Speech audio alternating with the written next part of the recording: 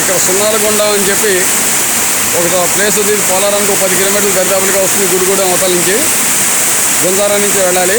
ఆ సున్నాలకొండ అనే ఊరు అక్కడ బోర్డు కనపడుతుంది. అక్కడి నుంచి అలా తిన్నంగా వస్తే ఇక్కడికి వచ్చేస్తాం.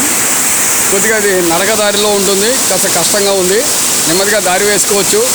ఈ వాటర్ ఫాల్స్ దగ్గర మనం ఒక శివాలయము, ఒక అమ్మవారి గుడి, చిన్న మందిరాలు రెండూ కలిసి 2 మందిరాలు నిర్మించి ఇక్కడ ప్రతిష్టాపన కార్యక్రమం చేద్దామని అనుకుంటాం. రేపు మాఘశుద్ధ ఏకాదశి, భీష్మ ఏకాదశి నాడు ఇక్కడ మనం ఈ కార్యక్రమం చేయడానికి సంకల్పం పెట్టుకున్నాం. ఈ స్ఫటికా స్పిరిచువల్ ద్వారా వ్రతాలు, నోములు, ఎన్నో పూజలు మేము ఇందులో చూపించాం. ఈ చూసిన భక్తులు ఎవరైనా వచ్చి మాతో సహకరించవచ్చు, కలవచ్చు, కలిసి అందరం కలిసి చేసుకుందాం.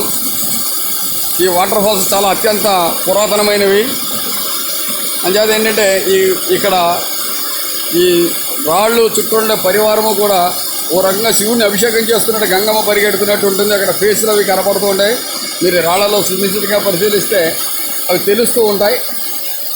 అంచేత ఇక్కడ ఒక ఋషీశ్వరుడు తలకాయలాగా ఉండి పైనుంచి నీళ్లు పడుతూ ఉంటాయి, గంగమ్మ దిగుతోంది. అలాంటి ఈ సహజసిద్ధంగా ఏర్పడినటువంటి ఈ ప్లేస్లో, ఈ స్థలంలో మనం ఇక్కడ మందిరాలు నిర్మించుకోవాలి. అంచేత దీన్ని సహకరించాల్సిందిగా అందరినీ నేను చెప్తున్నాను. మనం ఇక్కడ మందిరాన్ని నిర్మించుకుందాం.